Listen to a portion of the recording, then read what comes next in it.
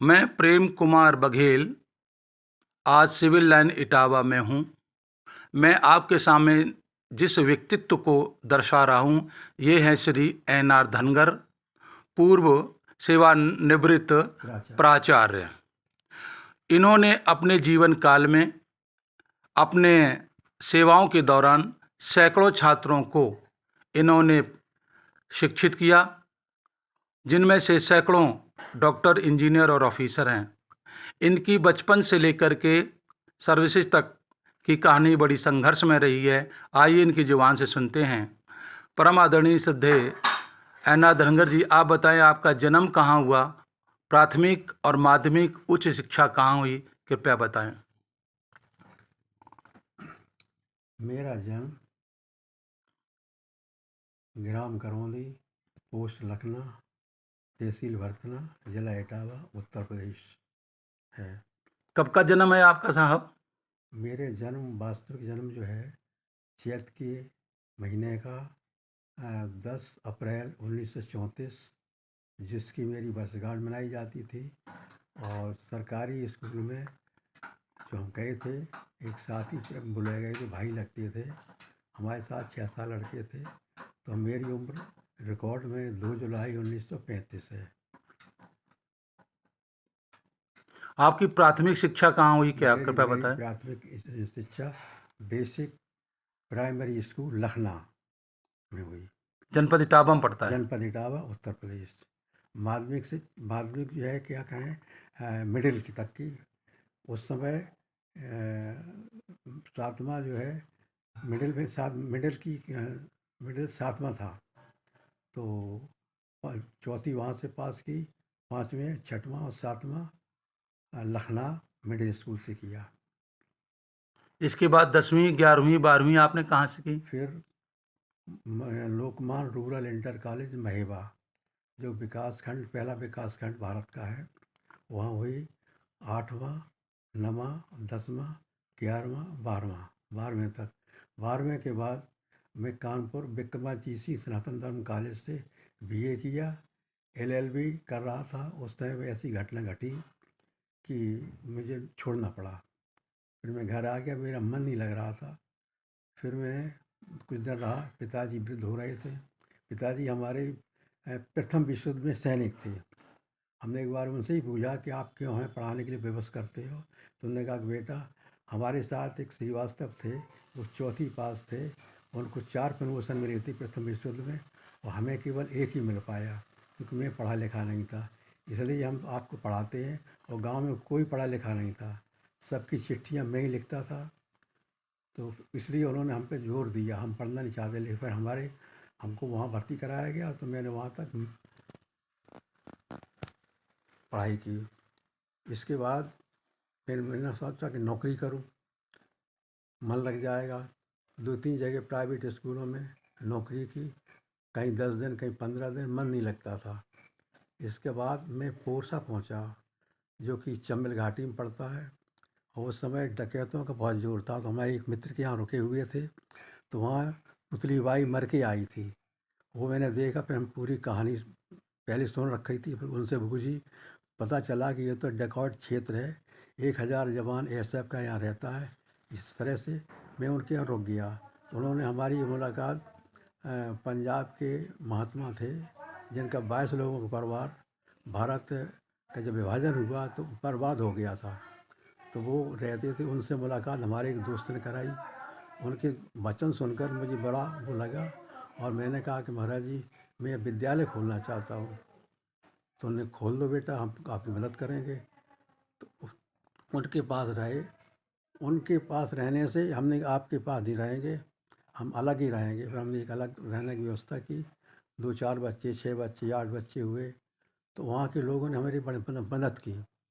और भी बच्चे आए। महात्मा जी बड़े त्यागी पुरुष थे। वो गवर्नमेंट में पुलिस प्रोसिक्यूटर थे उस समय।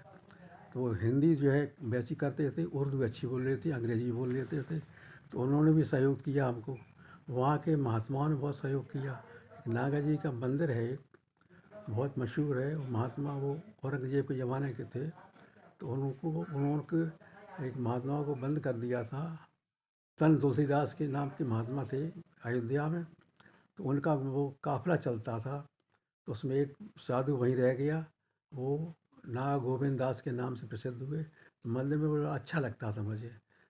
वो प्रार्थना वगैरह होती थी, भाग लेते थे। उन्होंने चेलों ने उन्होंने महंत लोग कहते हैं उनको, तो उन्होंने जगह दे दी कि तुम यहाँ पढ़ाओ, हम आपसे कुछ पैसा नहीं लेंगे। तो हमने पढ़ाना शुरू कर दिया। हमने फिर जो है 8वीं की परीक्षा कराई लड़कों की, 10वीं की कराई, और सन 64 में हमको मान्यता मिल गई उसकी हायर सेकेंडरी की। 11वें में आकर हायर सेकेंडरी होती थी। तो फिर हमें अनुदान भी मिला।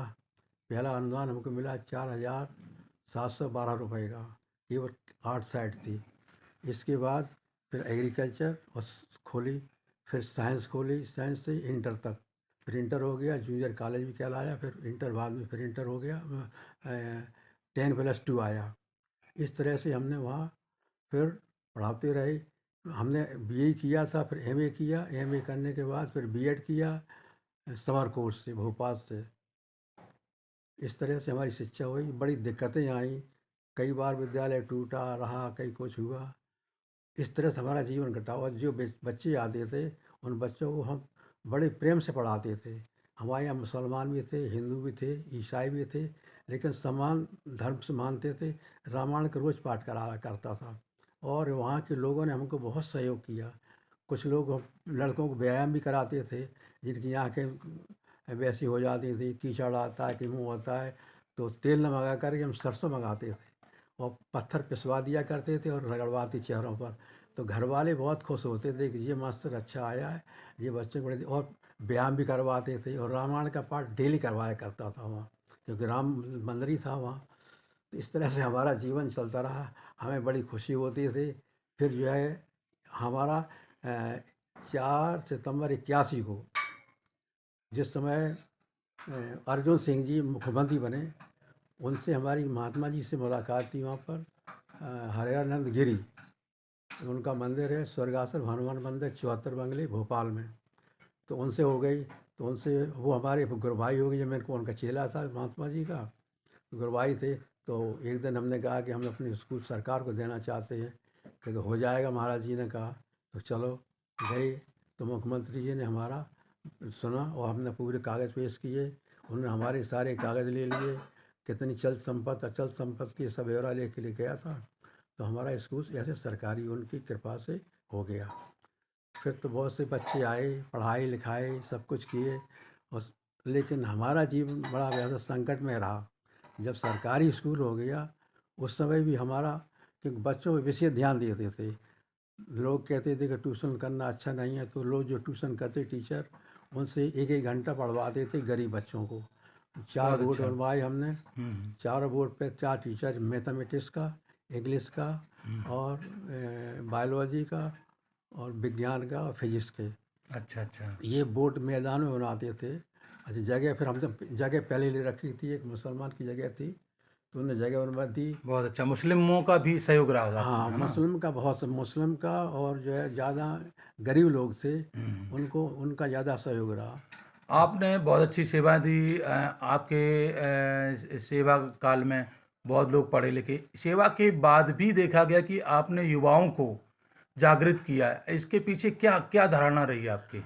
इसके पीछे ये धारणा थी कि हम अहिल्याबाई के बारे में सुनते रहते थे, तो मैंने उनका कुछ साथ भी पढ़ा।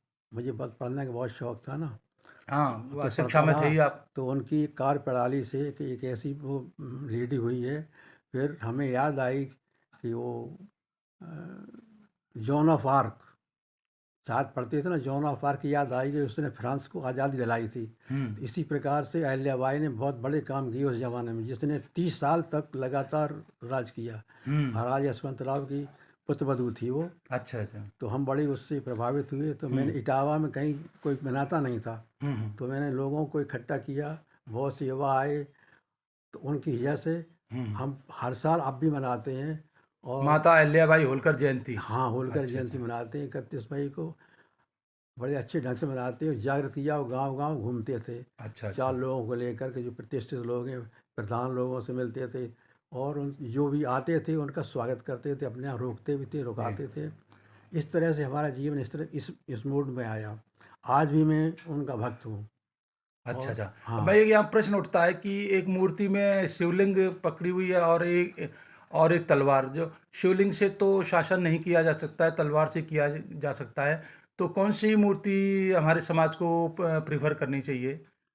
हम तो ये समझते हैं कि सबसे ज़्यादा बड़ा अच्छा लगता है कि जो हाथ में शिवलिंग है, शिव देखिए, जो है। शिवलिंग से तो शासन होगा नहीं, तलवार से शासन होगा।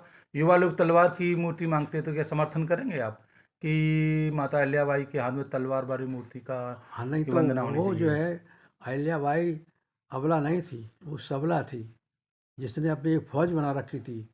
और क्या नाम नाम भूल गया, उन्हें चढ़ाई करने के लिए आए थे, तो उन्होंने कहा कि अगर ऐसे आते हैं तो आपका मैदान से मैं करूँगा, और मेरी हार हो जाए कोई बात नहीं, नुकसान हुआ है, अपमान होगा, आपका बहुत बड़ा अपमान होगा और आपको अपयश मिलेगा, क्योंकि आपने युद्ध हमसे किया है राज छीनने के लिए। जब महाराज गुजर गए, उनके पद गुजर गए, तो वो अकेली लड़ी, लेकिन युद्ध नहीं हुआ। हम्म, फिर वो खुद मिलने आए कि नहीं नहीं, मैं सहानुभूति प्रकट करने के लिए आया हूँ। तो उन्होंने कहा तो आए, तो निहत्थे आई है आप।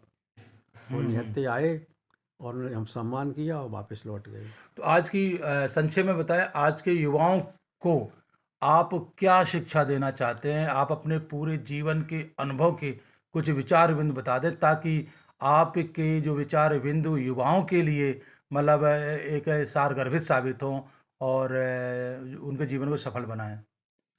युवाओं के लिए तो मैं ये समझता हूँ सबसे अच्छा धैर्य और शांति के पूर्वक अपने उसको रखें और चरित्रवान बने। इससे उनका और उनके समाज का, पूरे देश का उद्धार होगा, या उन्नत कर सकेगा, उन्नति के पथ पर आगे बढ़ सकेंगे। बिना इसके नहीं। धैर्य अगर नहीं है, शांति नहीं है, तो शांति जगह शांति रखें। जहाँ क्रोध करने की जगह है, अनम वहाँ पर क्रोध भी करना है, युद्ध भी करना पड़ता है, मजबूरी में।